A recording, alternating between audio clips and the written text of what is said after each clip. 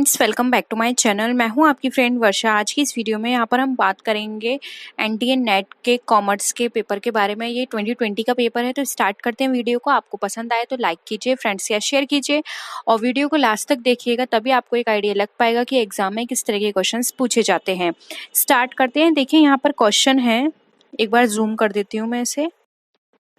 देखिए, which of the following is correct about deductions available in respect of contribution to various provident funds in case of salaried employees। यानी कि यहाँ पर कहा गया है कि इसमें आपको बताना है जो सैलरीड एम्प्लॉय है उसके केस में कौन कौन सी डिडक्शंस है प्रोविडेंट फंड की, जो यहाँ पर कंट्रीब्यूशन में उसकी हेल्प करती हैं। ठीक है, ये है ऑप्शन है हमारा, employees contribution to recognise provident fund is exempted up to 12% of salary. यानी कि एम्प्लॉयर का जो कॉन्ट्रीब्यूशन है वो रिकॉग्नाइज प्रोविडेंट फंड में एग्जेम्प्ट है उसकी सैलरी के 12% तक।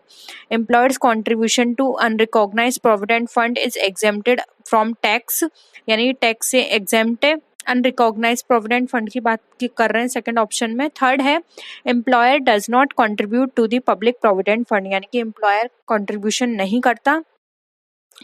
और फोर्थ है हमारा deduction under section 80C is available for employers contribution in unrecognised provident fund. बताइए इसमें से कौन सा ऑप्शन जो है वो करेक्ट है। ऑप्शंस आपको देखिए यहाँ पर दे रखे हैं, ये रहे A B C D only और ACD ओनली। एक बार मैं आपको यहाँ पर करके दिखा देती हूँ। देखिए, अब बताइए इसमें से कौन सा आपको सही लगता है।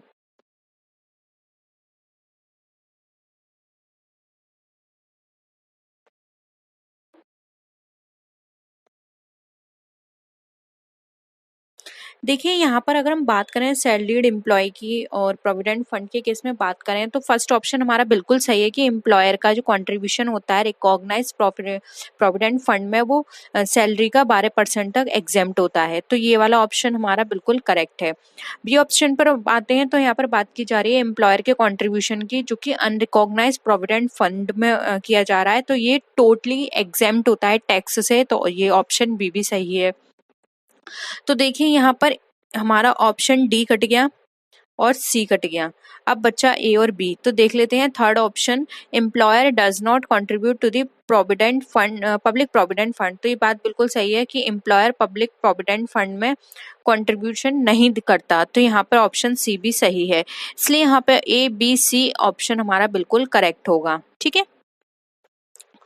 आई होप यहाँ पर ये क्वेश्चन आपको क्लियर है। नेक्स्ट क्वेश्चन पे आते हैं। अब यहाँ पर आपको अरेंज करना है initiative taken by the government of India to tackle the non performing assets in their ascending order of chronology.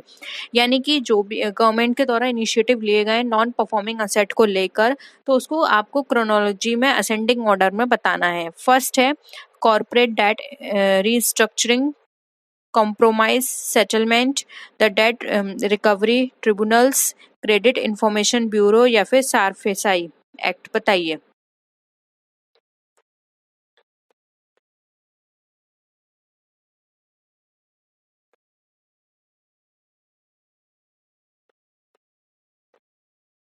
देखिए जो एनपीए जो है वो उसको इशू करने से हम इसको कंट्रोल नहीं कर सकते। एनपीआई जो है वो यहाँ पर बैंक के पास हो ही जाता है, वो कितनी भी कोशिश कर लें कुछ ना कुछ रह जाता है उसके पास। तो सबसे पहले अगर हम इसमें बात करें तो सबसे पहले डीआरटी को लिया जाता है, ठीक है, डेट रिकवरी ट्रिब्यूनल्स को। उसके बाद हम बात करें तो क्रेडिट इंफॉर्मेशन ब्यूरो यानी कि सीआईबी को लिया जाता है इसमें। इसके बाद आता है कॉर्पोरेट डेट रीस्ट्रक्चरिंग जिसको बोलते हैं सीडीआर, ठीक है, ये आता है। उसके बाद आता है हमारा कॉम्प्रोमाइज सेटलमेंट यानी कि सीएस। देन उसके बाद हमारा क्या बचा, सरफेसाई यानी कि हमारा ऑप्शन ई। तो ये हमारा ऑप्शन ए यहाँ पे राइट आंसर हो जाएगा, CDABE। इस ऑर्डर में ये नॉन परफॉर्मिंग असेट को ये लोग ट्रीट करते हैं। ठीक है, तो ऑप्शन ए यहाँ पे हमारा राइट आंसर है। नेक्स्ट क्वेश्चन है, अब यहाँ पर आपको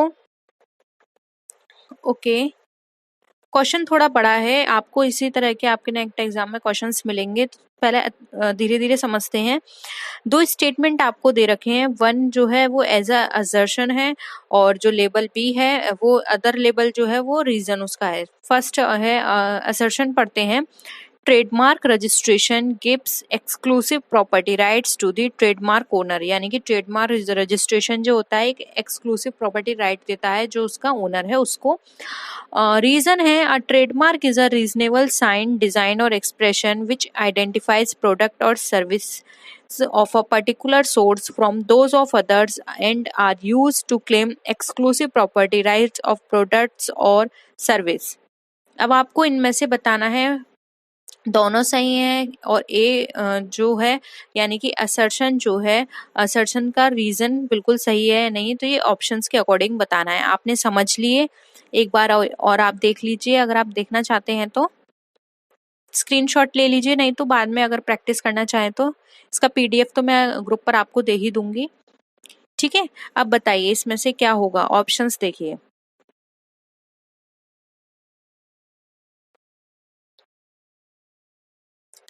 क्या हो जाएगा आंसर? देखिए आंसर दोनों होगा इसका A, both A and R true and R is the correct explanation of A, यानी कि दोनों सही हैं और जो आर दिया था यानी रीजन दिया था एजर्शन का वो बिल्कुल सही था कि ट्रेडमार्क जो है एक पर्टिकुलर, हम बात करें तो एक पैटर्न होता है, एक साइन होता है जिसके थ्रू हम ये दूसरों से अलग करता है और उसके पास एक राइट होता है, अगर कोई भी उसको मिसयूज करता है तो वो उसको क्लेम कर सकता है। ठीक है, तो ऑप्शन ए यहाँ पे हमारा राइट आंसर हो जाएगा। नेक्स्ट क्वेश्चन पे आते हैं। अगेन वही आपको स्टेटमेंट दे रखा है। Gratuity received by the government employee is exempted from tax under section 10 subsection 1 of the Indian income tax 1961। बताइए। स्टेटमेंट सेकंड भी पढ़ लीजिए। Gratuity received by local authority employees is exempted from tax. बताइए इसमें से आपका स्टेटमेंट वन सही है या सेकंड सही है या दोनों सही है?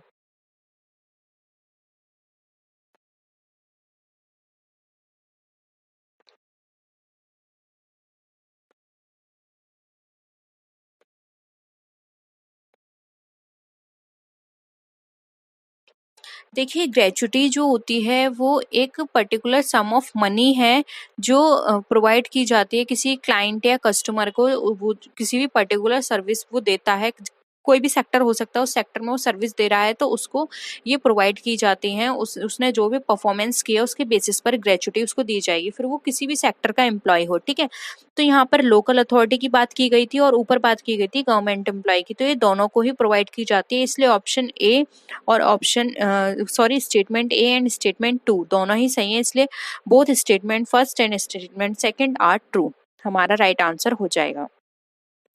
नेक्स्ट क्वेश्चन देखिए।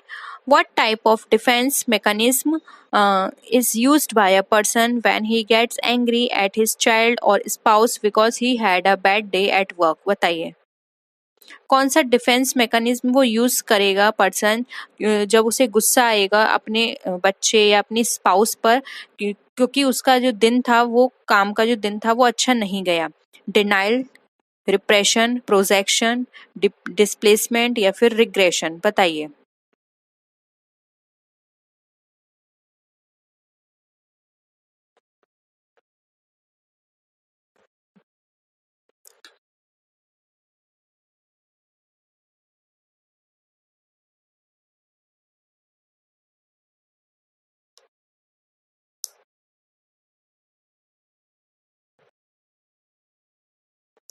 देखिए यहाँ पर हम बात करें तो ऑप्शन डी हमारा बिल्कुल सही है, इसलिए यहाँ पे ऑप्शन सी हो जाएगा, डी ओनली। डिस्प्लेसमेंट होता है जिसमें हम अपने इमोशंस को ट्रांसफर करते हैं, यानी कि अपने काम का गुस्सा वो अपने घर पर निकालेगा, अपने बच्चे पर, अपने स्पाउस पर, तो यहाँ पर क्या हुआ उसने अपने इमोशंस को क्या किया, ट्रांसफर किया। आप और भी जो ऑप्शंस दे रखे हैं उन्हें भी समझ लीजिए। डिनाइल, डिनाइल का मतलब होता है किसी भी चीज से मना करना, एंजाइटी कॉजिंग थॉट्स होना, फीलिंग, विशेज, नीड्स मतलब इन सबको वो क्या कर रहा है, इग्नोर कर रहा है। तो डिनाइल वाली तो यहाँ कोई ऐसी बात कही नहीं गई है कि वो किसी बात के लिए डिनाइल कर रहा है, उस ऐसा कुछ भी नहीं है। फिर सेकंड है यहाँ पे रिप्रेशन। रिप्रेशन का मतलब होता है अनकॉन्शियस एक्सक्लूशन ऑफ अनप्लीजेंट और अनवांटेड एक्सपीरियंसेस। लेकिन इस तरह का तो कोई अनकॉन्शियस बात की नहीं गई है, और ना ही इस तरह की कोई चीज बताई गई है कि जिससे हमें पता चले कि वो अनकॉन्शियस हो रहा है। ठीक है। प्रोजेक्शन का मतलब यहाँ पर होता है कोई अनकॉन्शियस रिजेक्शन है जो कि इमोशनली अनएक्सेप्टेबल है, फीचर है। यानी कि उसने इमोशन, हम उसके बिहेवियर से पता करें कि उसने अनएक्सेप्टेबल काम कर रहा है। लेकिन इसमें तो कुछ ऐसा बात की नहीं गई, इसमें बात की जा रही है कि वो खुद को कैसे बचाएगा। तो क्या करेगा, वो ट्रांसफरेंस करेगा अपने इमोशंस को। ठीक है। जो भी उसके साथ पर्टिकुलर पर्सन, चीज उसके पास आएगी, उसको वो क्या करेगा, वो उस पर अपना गुस्सा निकालेगा। रिग्रेशन, रिग्रेशन का मतलब होता है ये एक तरह से स्टैटिस्टिकल मेथड है, तो ये यहाँ पे तो बिल्कुल यूज नहीं होगा रिग्रेशन। ये बेसिकली स्टैटिस्टिकल मेथड यूज किया जाता है फाइनेंस में, इन्वेस्टिंग करते समय। मतलब ये इस मेथड में हम ये देखते हैं कि एक वेरिएबल, एक डिपेंडेंट वेरिएबल किस तरह से अदर वेरिएबल्स के साथ रिलेशनशिप रख रहा है, या उसके अदर वेरिएबल्स के साथ क्या रिलेशनशिप है। ठीक है। तो रिग्रेशन तो बिल्कुल नहीं हो सकता, इसलिए ऑप्शन डी यहाँ पे हमारा राइट आंसर हो जाएगा। नेक्स्ट क्वेश्चन देखिए, some doctors charge patient for mixed appointments because the service valued existed only at that point and disappeared when the patient did not show up is an example of which one of the following four services characteristic। बताइए। यानी कि कुछ doctor जो हैं वो patient जो भी missed appointments हुए हैं उसके लिए चार्ज करते हैं, क्योंकि जो सर्विस है वो वहां पर थी, लेकिन वो क्या था, बस वही दिखाने नहीं आए थे, वो डिसअपियर थे। ठीक है। उन्होंने खुद को नहीं दिखाने आए वहां पे क्लिनिक पर। तो ये किस तरह की सर्विस है, इनसेपरेबिलिटी, इंटेंजिबिलिटी, वेरिएबिलिटी, या फिर पेरिशेबिलिटी। बताइए किस तरह की सर्विस है।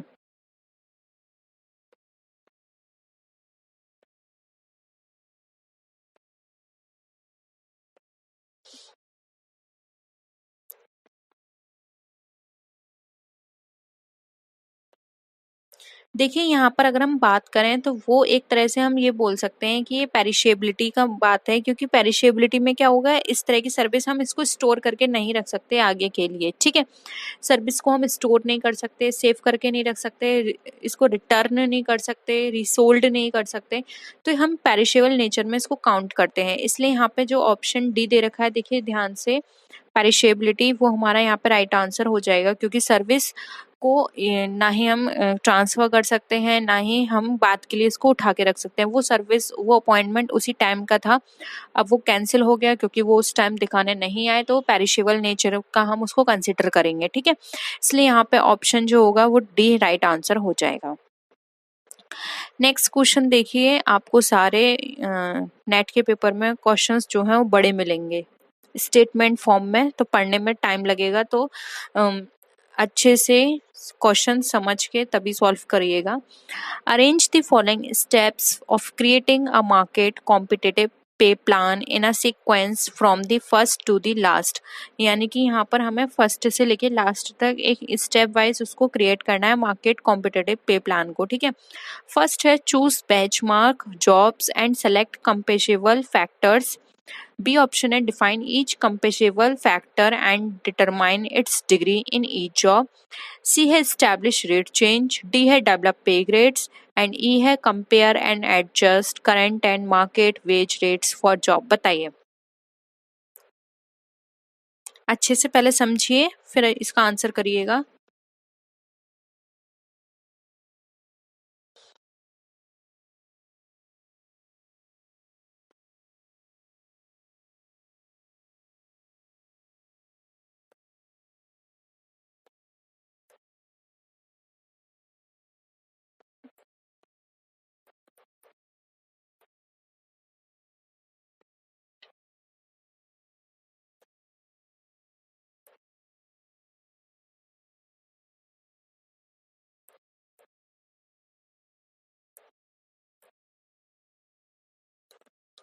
बताइए क्या होगा।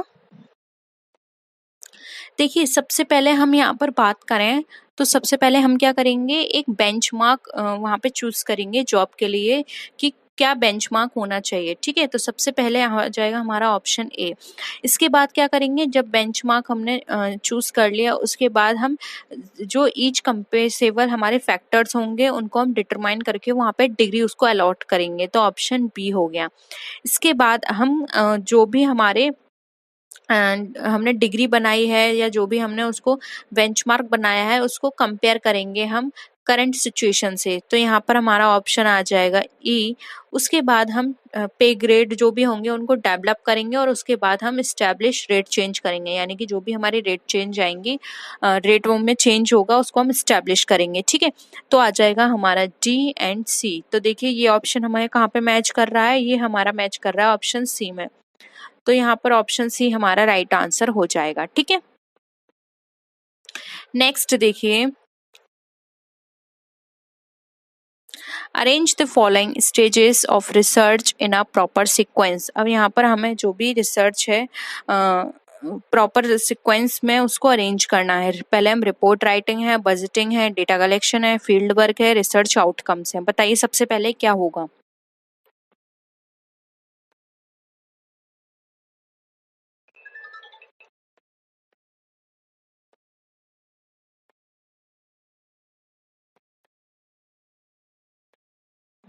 बताइए।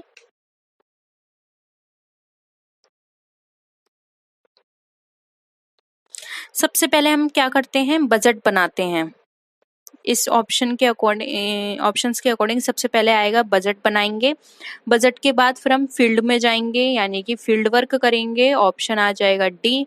फील्ड वर्क के बाद क्या करेंगे, हम डेटा कलेक्ट करेंगे। ठीक है, तो आ जाएगा हमारा सी ऑप्शन। डेटा कलेक्शन के बाद क्या करेंगे, हम जितने भी रिसर्च आउटकम्स हैं उनको हम कलेक्ट करेंगे आउट, या डेटा कलेक्शन से रिसर्च आउटकम्स निकालेंगे, तो आ गया ई। और रिसर्च आउटकम निकालने के बाद हम अपनी फाइनल रिपोर्ट राइटिंग करेंगे, ऑप्शन आ गया ए।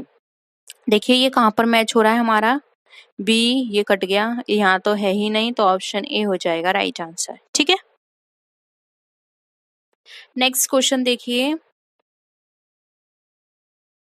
Out of the following statement which is not correct about the RTI act 2005। आपको इसमें से बताना है कौन सा आरटीआई एक्ट 2005 के अकॉर्डिंग नहीं है। ऑप्शंस आपके नीचे इस तरह से दे रखे हैं, तो पहले आप इन ऑप्शंस को समझ लीजिए। The RTI Act came into force from October 13 to 2005. Any citizen may request information from a public authority, both government and private. C option है reply for information asked can be given within 13 days. 30 days. There is a nominal application fee that to get information under the RTI application. ये है हमारा for getting information the applicant has to pay 10 per page of information for central government department. बताइए इसमें से आपको कौन सा जो है वो करेक्ट नहीं लगता, नॉट है। ठीक है, याद रखिए, देखिए ऑप्शन में नॉट दे रखा है।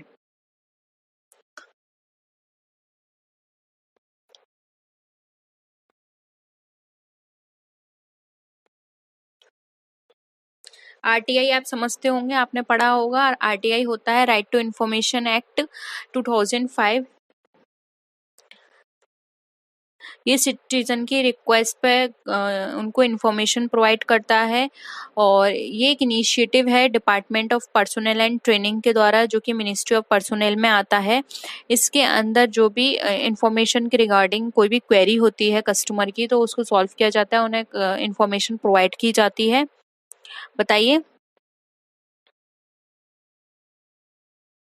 कौन सा सही नहीं है। ये सही नहीं है कि ये 13 अक्टूबर 2005 में स्टैब्लिश हुआ। ठीक है, इसके बाद जो हम बात करें तो एनी सिटीजन में request information from a public authority both government and private, ऐसा नहीं है कि किसी से भी ले सकता है वो इन्फॉर्मेशन।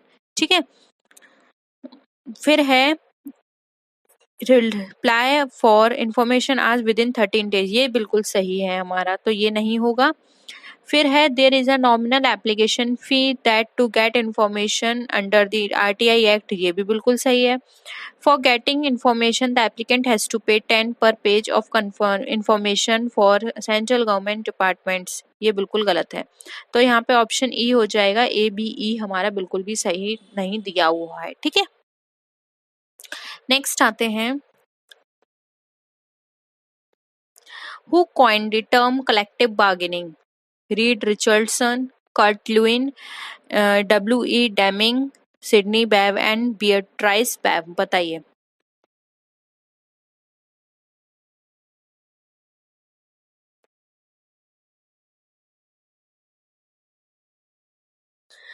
सबसे पहले आपको ये पता होना चाहिए कलेक्टिव बार्गेनिंग क्या होती है। तो कलेक्टिव बार्गेनिंग एक ऐसी प्रोसेस है जिसके अंदर नेगोशिएशन किया जाता है कंपनी और जो भी यूनियन के रिप्रेजेंटेटिव्स होते हैं उनके बीच में। इसका गोल है कि जो भी मैनेजमेंट है और जो यूनियन है उनके बीच में किसी भी तरह का कॉन्फ्लिक्ट ना हो, उनके बीच में एक कलेक्टिव बार्गेनिंग के थ्रू एक कॉन्ट्रैक्ट, एक एग्रीमेंट बनाया जाए जिससे कि वो लोग आपस में बात करके अपने डिस्प्यूट को सुलझा सकें। ठीक है, अपनी जो भी क्वेरी है उसको डिस्कस कर पाएं। और ये कलेक्टिव बार्गेनिंग जो है वो 1891 में बीट्राइस बैव ने दी थी। तो यहाँ पर ऑप्शन क्या हो जाएगा, डी, सिडनी बैव एंड बीट्राइस बैव। ठीक है, ऑप्शन डी यहाँ पे हमारा राइट आंसर है। इसके जो रिमेनिंग क्वेश्चंस हैं वो नेक्स्ट क्लास में डिस्कस करेंगे, और कोई भी क्वेरी हो तो प्लीज कमेंट सेक्शन में जरूर बताइएगा। तो नेक्स्ट वीडियो में मिलते हैं, तब तक के लिए टेक केयर, बाय बाय।